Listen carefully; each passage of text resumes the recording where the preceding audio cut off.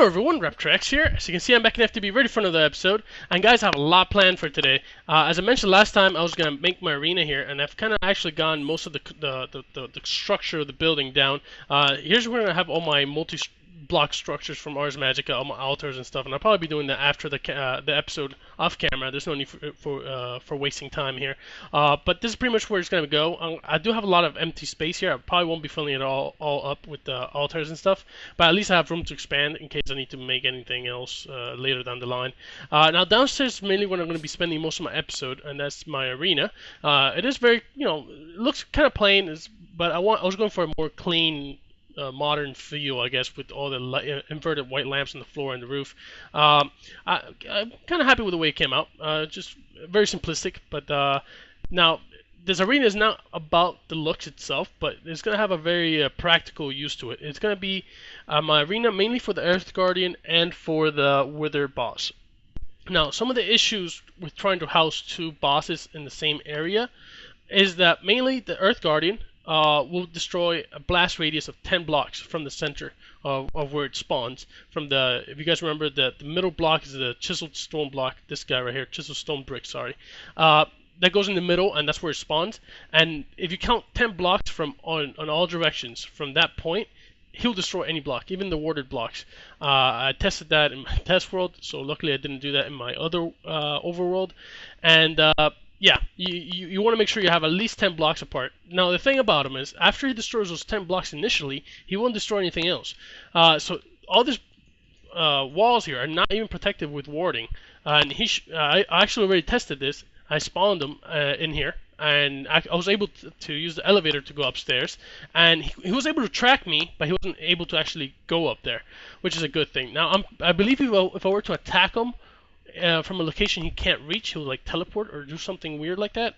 I'm not exactly sure how the mechanic works, but I know at least I can be safe. Just in case I need to bolt out of here because I'm dying or something like that, I can just reach the elevator and go up to the top floor, and I'll be safe and regen my health and so forth. So that's something to consider. Now, that's as far as the Earth Guardian. Now, the Wither boss, however, he will continue to destroy blocks and explosions and so forth, especially when he initially spawns in, he will destroy everything. Now, the issue with that is, even if I were to ward a lot of the blocks, I can't ward the blocks where I spawn the Earth Guardian in, because there's going to be some torches, some inlay, and that stuff it can't be warded because they're, I guess, partially air blocks or entities or something. I forgot how they're actually called in game. But either way, you can't ward those. You can, however, ward the obsidian below it, but then it doesn't get recognized as a regular obsidian block, like the ID changes. So then the Earth Guardian wouldn't be able to spawn in. So that was mainly my issue here. So like I mentioned a few episodes ago, I believe I did mention this, is that I was going to go with a solution of a hybrid system. Instead of going with just warding blocks, which I probably wouldn't even be doing because I already tested this and it worked just fine with the force field, is I will have the force field here in the middle block, which I'll be doing this episode, and pretty much I'll make it like an inner room to this larger room, and that's where I will spawn the Wither boss. Now, the reason I have this 3x3 area here is all uncovered and nice hole here, is I'm gonna have a little platform that races me up to the level where the force field will spawn, and then the force field will turn on, and then the platform will lower itself back down. So I'll be left inside the force field, and that's all there will be. Just a room of I guess it will be 6 walls if you can count the roof and the floor. So I guess there's 4 walls, the roof and the floor, all made out of force field blocks that he can't reach. Now, obviously, since the Vintium torches are going to be here, it has to be one level higher than this block here. So let me just kind of show this. Pretty much the Vintium torch is going to be on this block right here I'm pointing at, and then I'm going to have the force field pretty much come in at this block. So I'll be pretty much standing at this height, and the walls are pretty much going to be just one in from the stone bricks, because the thing is, even if I put the force field at the same size as the stone walls, he can destroy the stone bricks. It's just that then the force field will come in and replace that block with a force field block. That's not the idea. I don't want to be having to replace walls here. So I just pretty much will make it one less than the walls, and then that way he'll just, you know, it will just be force field and he can't get out or destroy him. So that's pretty much the idea. That way I can have like a hybrid room. Now I'm not sure if there's a better solution to this. It's just something I thought would be kind of cool to have, like a little platform that raises me up into the force field area. Then the force field comes in around me and stuff like that. Now obviously there's a lot of timing that needs to go well here in order for this to work. And I actually already tried a little, I guess like a circuit, I guess, with some timers, NOT gate, and a toggle latch, which I'll go over. And I have already a few of the things here that I'm going to be using to make the platform. Now, a platform I'm going to be making it out of those drawbridges from Tinker's Construct, and that's why I have those the empty cast and so forth. So a few things I have to do today. Hopefully I can get around to actually making everything and maybe being able to even test it out. Or probably I might have to test it out for the next episode. I'm not sure how I'll do with timing. I'm not sure why I came down here. I need to make some blocks first. Alright, so first things first. I need to actually get the force field going, just because I know the earth guarding is not a problem. The problem will be incorporating the two of them. So first I want to actually get the force field so I can hold the wither boss in there. So let's look at the blocks for the force field mod here. Now I'm going to be transferring the Fortron, which is I guess the energy or the fuel for the force field, through fluid ducts and the P2P network. It just makes it a lot easier to handle that way instead of having to use a capacitor, because my energy source for EU is all the way down in the bottom floor of my main tower, and then having to transfer the energy or the Fortron, whatever it is, to the other arena area would just be a bit of a nuisance having fluid ducts and stuff everywhere. So I might as well just use the P2P network, which I've been using the last couple of episodes, and it seems to be working alright so far. Alright, so the first block I want to make is cohesion, or I don't know how you pronounce this, deriver, that's all I know, which will be pretty much converting all the EU into Fortron, like I mentioned. So let's make a few things here. I already started making a bit of steel with the what is it called? The duction smelter? I don't know, that block, the thermal expansion block that mixes coal and iron to make steel. So I find it a little bit more useful than having a blast furnace. Blast furnace kind of takes a while, and you have to make this huge structure for it. I might as well use already a block I have already to make steel. So I'm going to make a stack of these. I'm not sure exactly how many I'm going to need. I'm going to also need some RE batteries. I got one here, so that's enough to make at least a cohesion divider. I'm going to make a couple extra ones here, just because those are always handy. Alright, so I can make the cohesion divider. Alright, come on. Oh, right, you probably won't put that in there for some reason. There you go, cohesion divider. Cool. Now, the capacitor I won't need, because I can transfer the Fortron directly to the force field projector with the P2P network, like I mentioned. Let's see, only one more of these guys. And here's the force field projector. And I'm going to need a couple more things here. I'm going to need the cube mode, which is a pretty simple thing to do.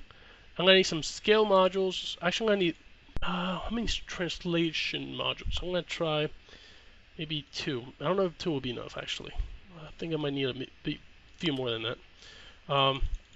I would need a couple of these because I need to expand the cube quite a bit. So I want to make, I don't know, a bunch of them.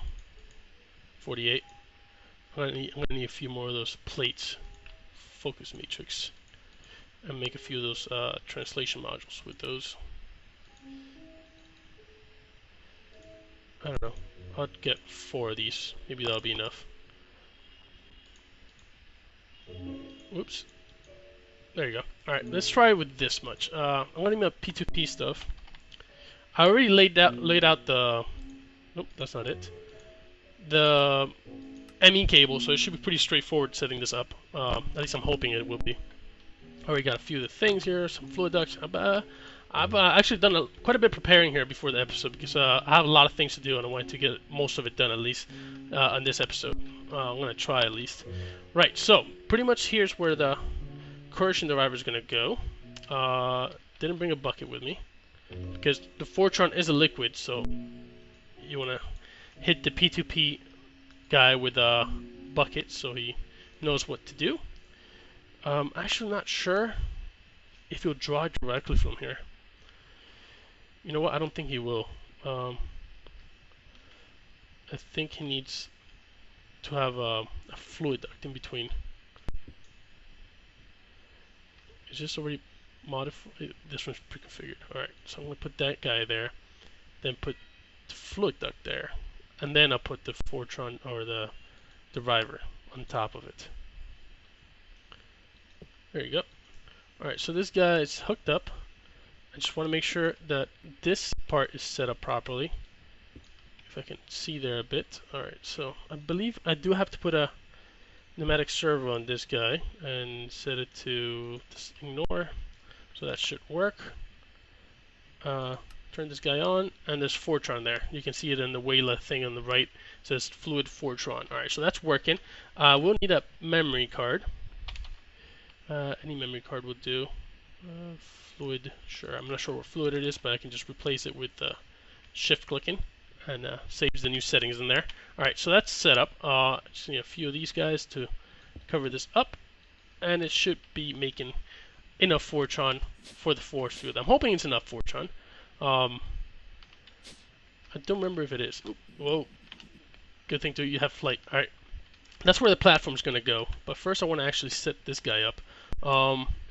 Right, so here's where the other P2P thing is going to come out. Alright, so this guy, break here, break that, set that up, and there it is, Fortron coming in, and then the force field is going to go here. Alright, that's going to go there, cool. And it's receiving Fortron, so everything's working as it should. Now, I forgot to make something else here, which is the, what is it called, is that the remote or something? This guy, remote controller, right, I need one of these guys. Battery,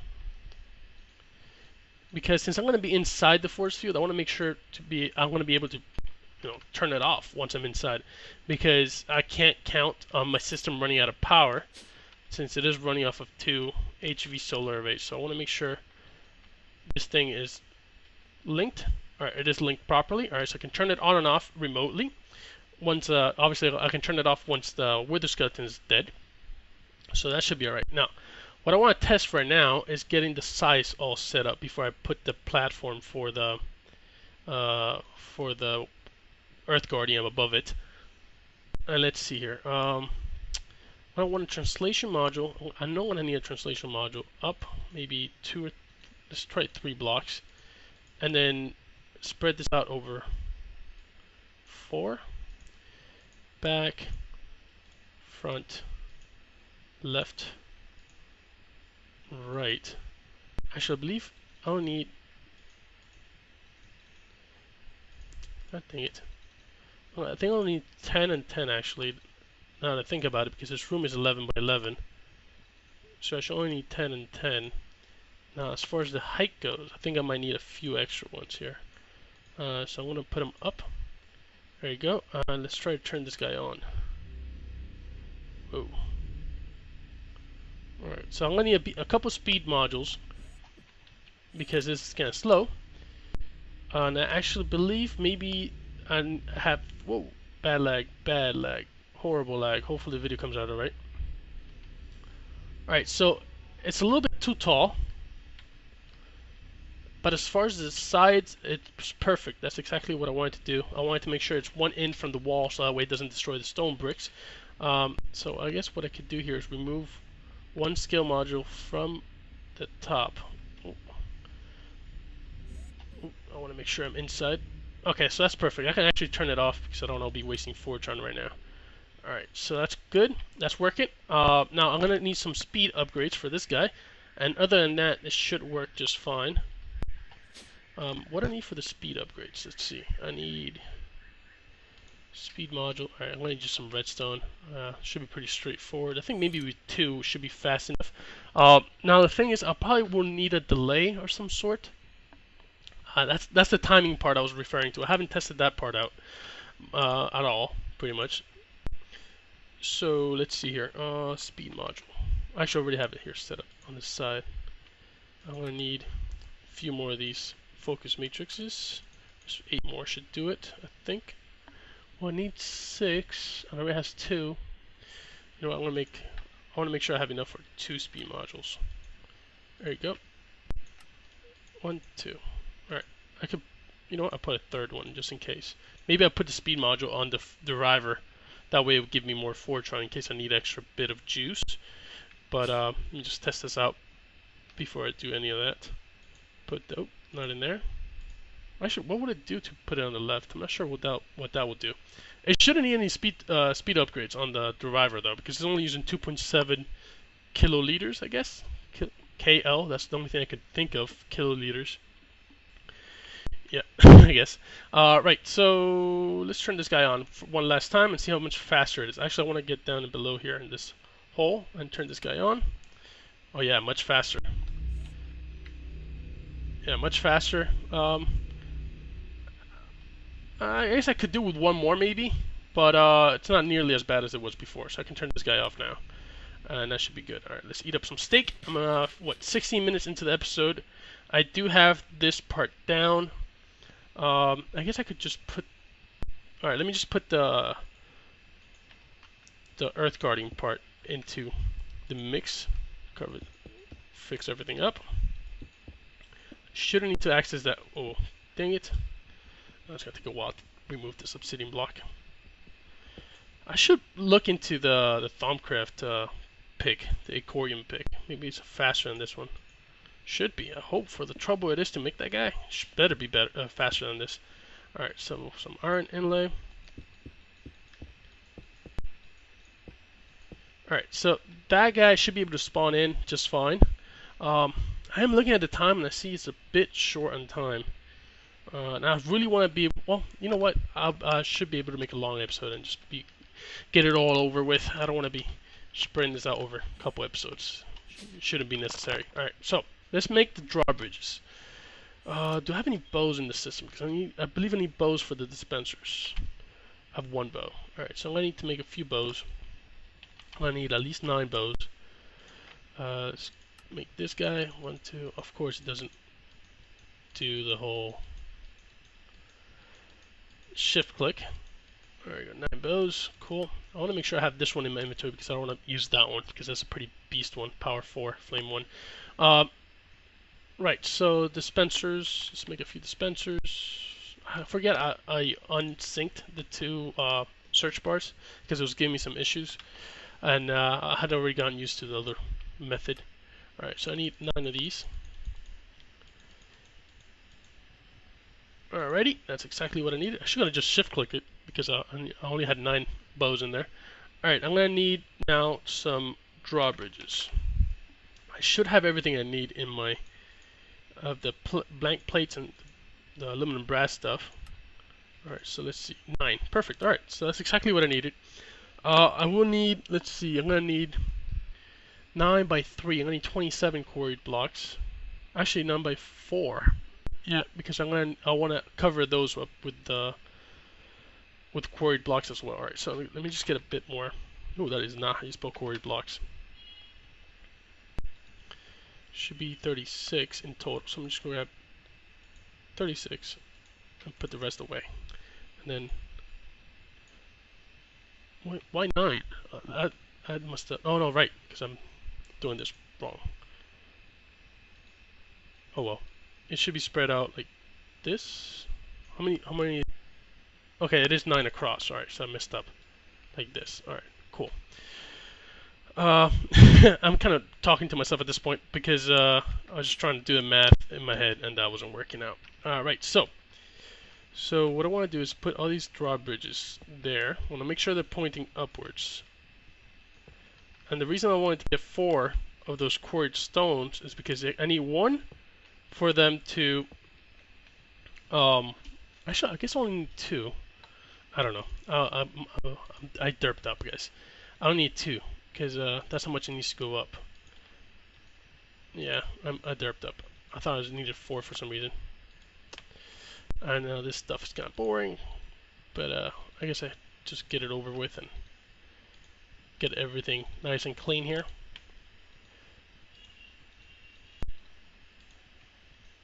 Not the wrong one. Next one. Almost there, guys. And the last one. Cool. All right, so everything's set up nice and clean. Now, obviously, how would I turn this on? I do have this lever here, and the reason I didn't make it flush against the wall is because the earth guarding would destroy it if I put it on top of this block on this side. It would destroy it because it would be within that. I guess I could put it on this level, but then it would be on the same as the elevator. I don't know. There's a couple things I already looked into, and that's why I decided against it and just put it in that on that side right here. Now nothing's connected, so what I'm going to need here is to have some quick access back and forth. So I'm going to make a nice large area here to be able to get in and out. And I'm going to need some of this red alloy stuff. I don't need this, don't need that, don't need that for now. I will need my timer and these things.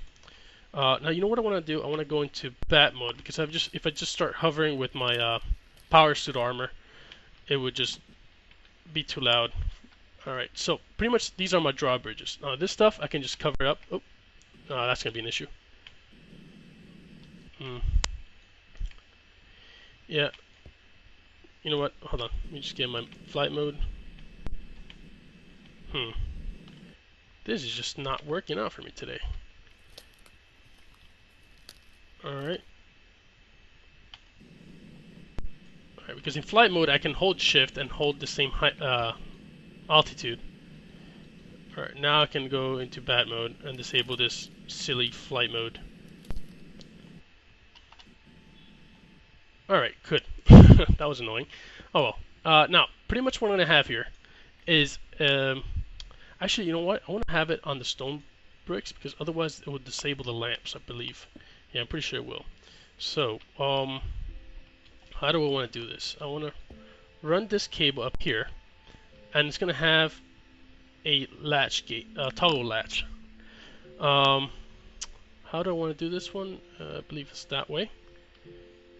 Oh, no, that's the wrong way. Did I bring my screwdriver? Hopefully I brought my screwdriver with me.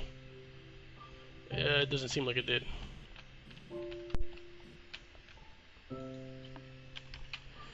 Okay, I have one in my system. Good. I'm gonna need this block for. Whoa, Jesus! I forget it. It takes some getting used to. All right. Well, it needs to be in, out, that side. Okay. Now I believe the lever is there. I believe it's there. Let me just see. Test this out. Okay, I need one more block. Okay. Alright, so there's the lever. It would go into here actually. That's where I want it to go. Break this guy. Okay. And that'll toggle it on and off. And then this guy, I need to send another signal here, a NOT gate,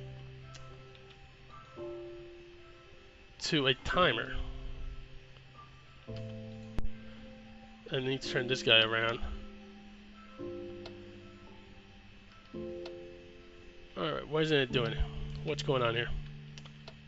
It should be turning it on and off at the moment. Oh, I have this the wrong way around. Ah, there you go. So pretty much the way this works, let me just kind of explain the logic behind this.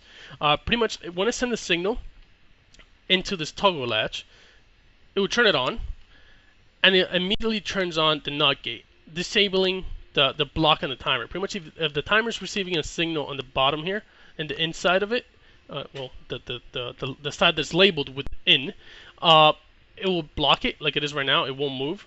As soon as that signal gets removed, the timer will start. And when the timer runs out, it will send another signal into the toggle latch, which would turn it off again. So pretty much what that would do is, let me just kind of show it in demonstration. Okay, turn it up and back down after a certain amount of time. Now, the timing is the part that I still need to test out how much time I need for the force field to turn on and for the thing to come back down, because I want everything to be turned on with the same signal. So let's see here. This timer, I want to maybe put it 5. Oh, that's not what I want to do.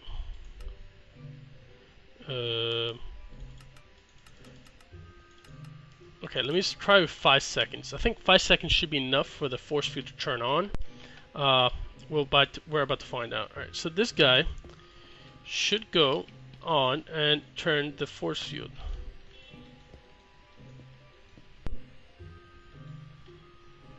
Is it on? I do hear it on. Okay, oh. Okay, it's on. Alright, so what I need to do now is turn this guy off. Alright, so the force field is off. Alright, let's see. I want to try out the timing here. And that's why this, not the memory card, the remote control is so useful. Because that way I can test this out properly. Alright, so let's turn this guy on. Alright, so it puts me up on this level. Force field's on. Oh, it's a bit of a glitch there. So it was just barely enough time. So I might add just a half extra second. And it should be enough, and it will do exactly what it just did. It will put me up inside the force field, and once the force field's fully on, it will retract back down to below, and then that way the wither boss can't destroy anything inside of it, because obviously I won't spawn him in until the force field's fully built. Now the only thing is, it's a bit of a nuisance, I guess, is having to make the wither boss itself. I could have a oh, that wouldn't be a bad idea. Huh. If I were to have like a turtle or something that comes out, like as soon as what is it? I toggle the lever, a turtle or something comes out and assembles the wither boss for me, or at least the soul sand part, which is a bit annoying. And then I can just put the wither heads. That wouldn't be too bad, and it will be actually a lot simpler to make the code for that. And then as soon as the turtle retracts back to its initial position, then it will turn the force field on. That might be an interesting idea here. So let me just turn this off. Why is it struggling so much with power? I wonder maybe if it uses a lot of power initially to build it, and then just to sustain it, it would be fine. It does seem like it's going down, so I need to go check. Yeah, it's definitely going down. So I need to go check. Oh, crap. Well, that's not good. I can't turn it off. Oh, I can't turn it off. That was odd. It shouldn't turn off. Oh, what I did was disable the...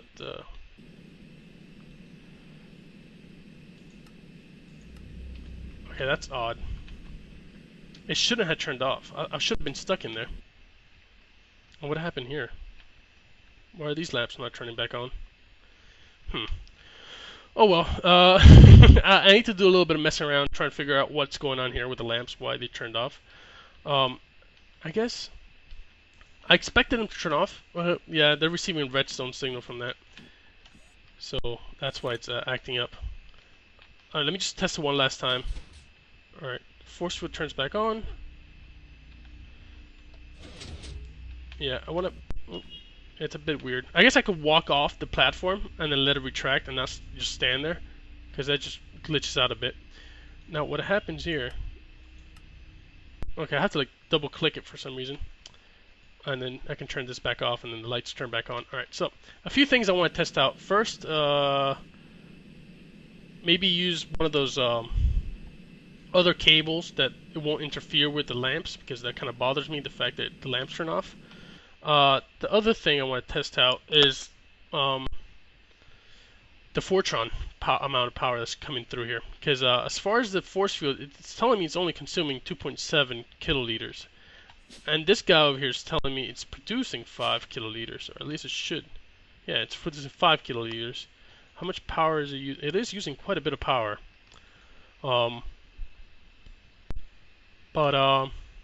Yeah, I don't know. I have to test a few things out still, obviously, but the arena is functional at this moment. I'll probably test it out for next episode, because I'm already hitting almost a 30-minute mark.